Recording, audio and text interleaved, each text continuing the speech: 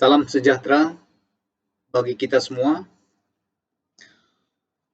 Perkenalkan, saya Jandel Dahlan Pangehutan Marbun, mahasiswa Magister Hukum Universitas Internasional Batam dengan nomor pokok mahasiswa 2052037. Pertama, saya ucapkan terima kasih kepada Ibu Rina Syahriani Sahrullah, SH, MCL, PhD, atas bimbingannya dan juga sebagai dosen pengampu mata kuliah Metode Penelitian Hukum Universitas Internasional Batam. Dan tidak lupa juga kepada rekan-rekan mahasiswa Magister Hukum Universitas Internasional Batam Angkatan ke-17.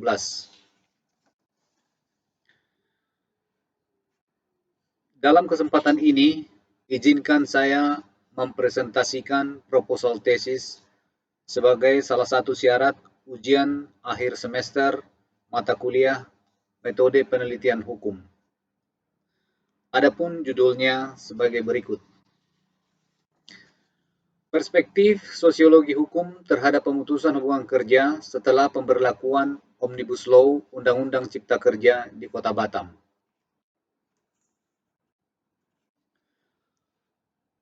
Latar belakang penelitian. Das Sollen atau harapan seharusnya, atau yang artinya apa yang seharusnya hukum sebagai fakta hukum yang diungkapkan para ahli hukum dalam tataran teoretik atau dalam istilah asing disebut law in the books, yakni Undang-Undang Nomor 11 Tahun 2020 tentang Cipta Kerja,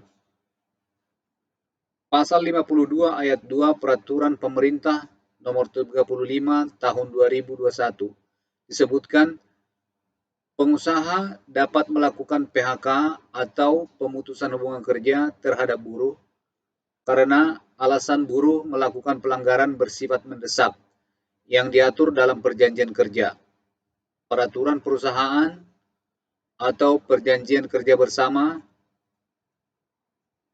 maka buruh berhak atas uang penggantian hak sesuai ketentuan pasal 40 ayat 4 dan uang pisah yang besarannya diatur dalam perjanjian kerja, peraturan perusahaan, atau perjanjian kerja bersama. The scene atau faktanya, yang artinya yang arti lebih jelasnya, hukum sebagai fakta yaitu hukum yang hidup, berkembang, dan berproses di masyarakat atau disebut law in action,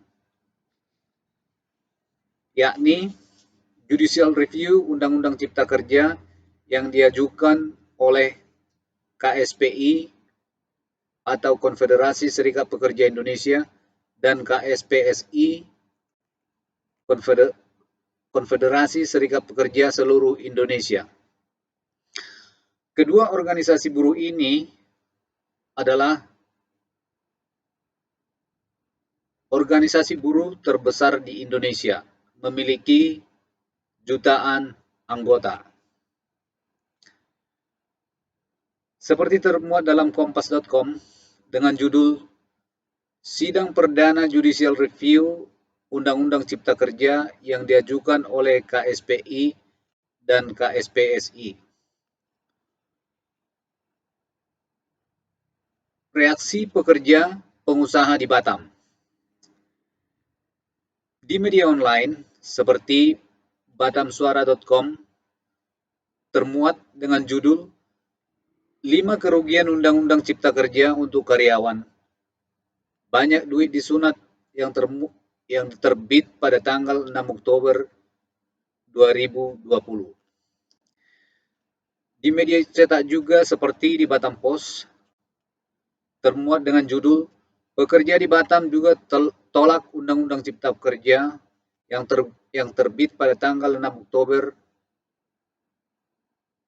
2020. Permasalahan penelitian. 1. Bagaimana dampak pemberlakuan Undang-Undang Nomor 11 Tahun 2020 tentang Cipta Kerja dengan turunannya Peraturan Pemerintah Nomor 35 Tahun 2021 terhadap PHK di Kota Batam?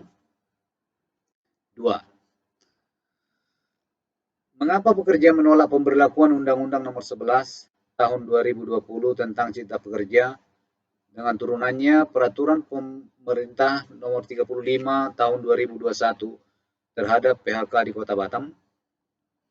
Yang ketiga, bagaimana solusi untuk mengurangi dampak pemberlakuan Undang-Undang Nomor 11 Tahun 2020 tentang Cipta Kerja dengan turunannya Peraturan Pemerintah Nomor 35 Tahun 2021 terhadap PHK di Kota Batam?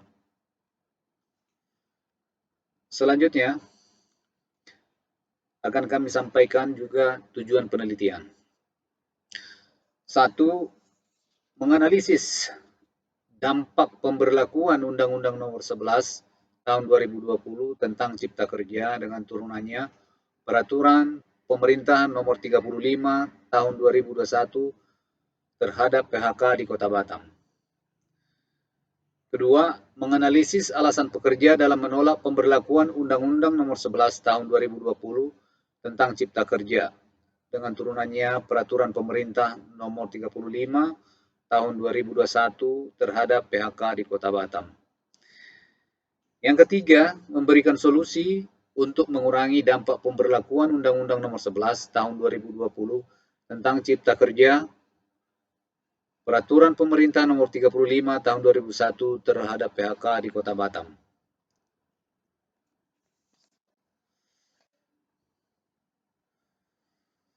Manfaat penelitian. Manfaat dan kontribusi secara teoritis. Menyatakan teori hukum efektivitas hukum Surjono Sukanto masih yang didasarkan pada karsa manusia di dalam pergaulan hidup. Oleh karena itu, penelitian selanjutnya dapat menggunakan teori tersebut sebagai alat analisis dalam mengkaji masalah penelitian terkait. Yang kedua, manfaat dan kontribusi secara praktis. Pemerintah dalam hal ini di Snaker, buruh, masyarakat, dan pengusaha dalam pengembangan harmonisasi hubungan antara buruh dan pengusaha dan referensi ilmu hukum bagi masyarakat, akademisi, dan mahasiswa.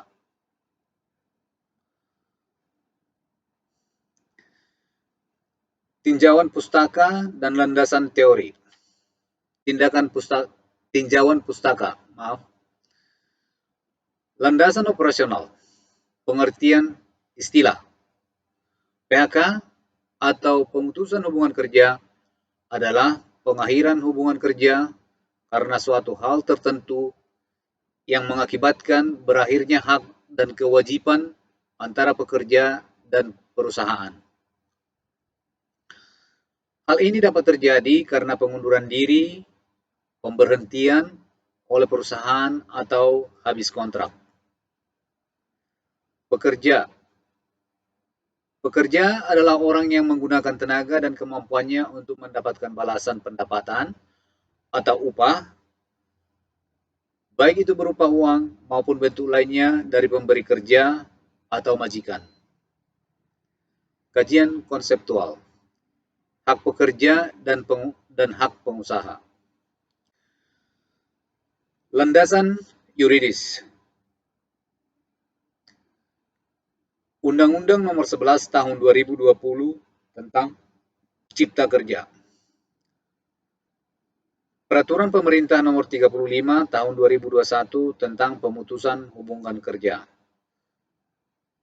Undang-Undang Nomor 13 Tahun 2003 tentang Ketenagakerjaan. Hasil penelitian terdahulu.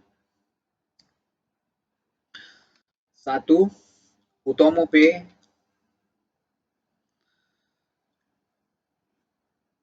diterbitkan pada tahun 2020 dengan judul Omnibus Law dalam perspektif hukum responsif, dimuat di Nurani Hukum. 2. Darmawan diterbitkan pada tahun 2020 dengan judul Politik Hukum Omnibus Law dalam konteks pembangunan ekonomi Indonesia, Indonesia Journal of Law and Policy Studies. Yang ketiga, Zahra Fauji dan Surabaya, diterbitkan pada tahun 2021, Dampak Sosial Omnibus Law Cipta Kerja.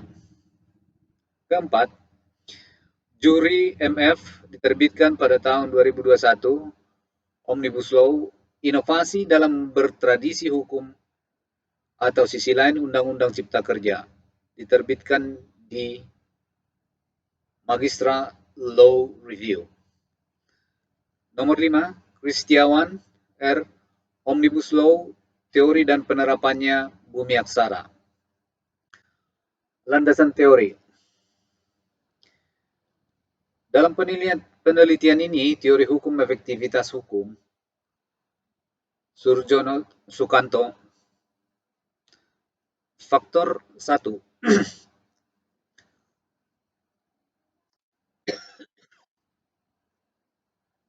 Satu, faktor hukumnya sendiri atau undang-undang. 2, faktor penegak hukum, yakni pihak-pihak yang membentuk maupun menerapkan hukum. 3, faktor sarana atau fasilitas yang mendukung penegakan hukum.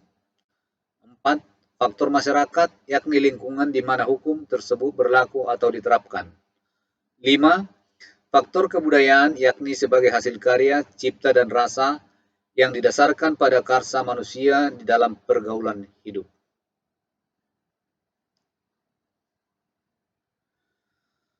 Dan selanjutnya, metode penelitian. Rancangan penelitian. Penelitian hukum empiris. Penelitian hukum empiris sosiologis atau dalam arti lain, penelitian hukum dengan data primer atau data yang memperoleh dari sumbernya. Objek penelitian. Data primer. Purposive sampling kepada pekerja dan pengusaha. Data sekunder. Bahan hukum primer. Undang-Undang Nomor 11 Tahun 2020 tentang Cipta Kerja, Peraturan Pemerintah Nomor 35 Tahun 2021 tentang Pemutusan Hubungan Kerja. Bahan hukum sekunder. Buku, jurnal, hasil penelitian. Bahan hukum tersier. Internet, media, Kompas. Teknik pengumpulan data. Data primer, online survei dengan purposive sampling terhadap karyawan dengan masa kerja yang bervariasi.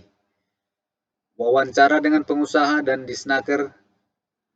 Data sekunder, studi dokumen terhadap undang-undang yang berhubungan dengan ketenagakerjaan, khususnya Undang-Undang Nomor 13 Tahun 2003 dan juga hukum perdata yang berkaitan dengan ketenagakerjaan. Metode analisis data. Yuridis kualitatif. Yang dimaksud dengan yuridis kualitatif adalah pengumpulan data yang dinyatakan responden secara tertulis.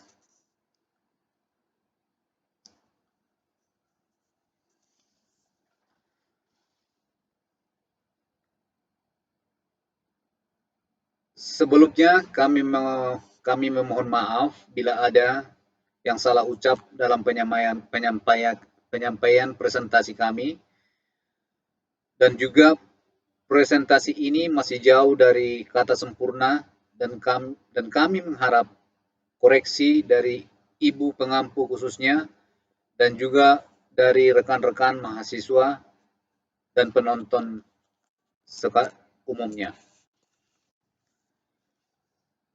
Dan akhir kata, saya ucapkan terima kasih sebanyak-banyaknya dan sampai berjumpa kembali di lain kesempatan.